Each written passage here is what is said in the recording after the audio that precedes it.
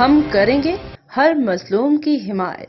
السلام علیکم، میں ہوں حرین فاطمہ اور آپ دیکھ رہے ہیں حمایتی نیوز HD چینل۔ نظر ڈالتے ہیں آج کی اہم خبروں پر۔ چینی کے تاجروں سے 1 ارب سے زائد کا فراڈ، پولیس نے کیس نیب کو بھجوا دیا۔ رحیم یار خان، چینی کے تاجروں سے 1 ارب سے زائد کا فراڈ، پولیس نے کیس نیب کو بھجوا دیا۔ ملزمان چینی کے لین دین کے لیے بروکری کرتے تھے۔ ملزمان نے مختلف اضلاع کے چینی کے تاجروں سے پیسے وصول کیے۔ DPO رحیم یار خان میں چینی کے تاجروں سے 1 ارب سے زائد کا فراڈ ہو گیا۔ ضلعی پولیس آفیسر کے مطابق چینی کے تاجروں سے 1 ارب 19 کروڑ روپے سے زائد کا فراڈ کیا گیا۔ انہوں نے بتایا کہ راشد علی، کاشف علی اور فیصل علی نے تاجروں سے فراڈ کیا۔ ملزمان چینی کے لین دین کے لیے بروکری کرتے تھے۔ DPO کا کہنا ہے کہ ملزمان نے مختلف اضلاع کے چینی کے تاجروں سے پیسے وصول کیے اور معاملہ سامنے آنے کے بعد سے روپوش ہیں۔ DPO کے مطابق 31 سے زائد متاثرہ افراد نے ملزمان کے خلاف درخواست دی تھی اور یہ کیس نیب کو بھجوا دیا ہے۔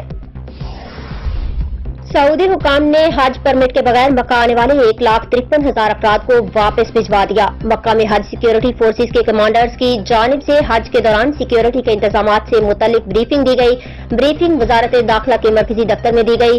پریس کانفرنس سے خطاب کرتے ہوئے حج سیکیورٹی فورسز کے کمانڈرز کا کہنا تھا کہ ہمارا اولین مقصد حاجیوں کی حفاظت اور سلامتی کو یقینی بنانا، حج پرمٹ کے بغیر افراد کو مقدس مقامات میں داخل ہونے سے روکنا اور مکہ کے داخلی راستوں پر سیکیورٹی حصار نافذ کرنا ہے تاکہ غیر مجاز داخلے کو روکا جا سکے۔ ان کا کہنا تھا کہ حج اور حاجیوں کی سیکیورٹی ایک ریڈ لائن ہے۔ قوانین کی خلاف ورزی کرنے والی 97,000 سے زائد گاڑیوں کو واپس بھیج دیا گیا۔ اس کے علاوہ وزٹ ویزا رکھنے والوں میں سے حج قوانین کی خلاف ورزیوں پر 1,53,000 سے زائد افراد کو واپس بھیج دیا۔ انہوں نے مزید کہا کہ حاجیوں کی خدمت کے لیے سیکیورٹی اہلکاروں کو فوری کارروائی کے لیے تمام انسانی اور مادی وسائل فراہم کیے گئے۔ وزیراعظم شہباز شریف چین کا دورہ مکمل کر کے واپس پاکستان پہنچ گئے۔ 5 روزہ دورے کے اختتام سے قبل وزیراعظم شہباز شریف نے ہفتے کو وفد کے ہمراہ چین کے تاریخی ورثے ٹیراکوٹا جنگجوؤں کے میوزیم کا دورہ کیا۔ وزیراعظم نے قدیم چینی تاریخی ورثے کی خوبصورتی اور چینی ہنر کو سراہا اور کہا کہ عظیم قومیں چین کی طرح اپنے تاریخی ورثے کی حفاظت کرتی ہیں۔ پاکستان تاریخی اور ثقافتی ورثے سے مالا مال ہے۔ پاکستان میں بھی ایسی تاریخی جگہوں کی بحالی کے بعد انہیں سیاحتی مقامات میں تبدیل کریں گے۔ گزشتہ روز چینی صدر شی جن پنگ نے وزیراعظم کو اپنے آبائی شہر شیان میں ٹیراکوٹا ویریئرز میوزیم کا دورہ کرنے کی دعوت دی تھی۔ اس کے علاوہ وزیراعظم نے شیان میں یانگلنگ ایگریکلچر ڈیمونسٹریشن بیس کا دورہ بھی کیا۔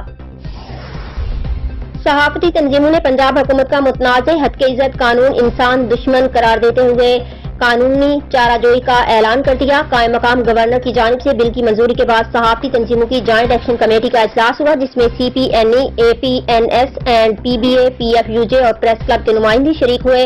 اجلاس میں مختلف احتجاجی اقدامات پر مرحلہ وار عمل درآمد کا فیصلہ کیا گیا اور مشترکہ جدوجہد کا اعلان کیا گیا۔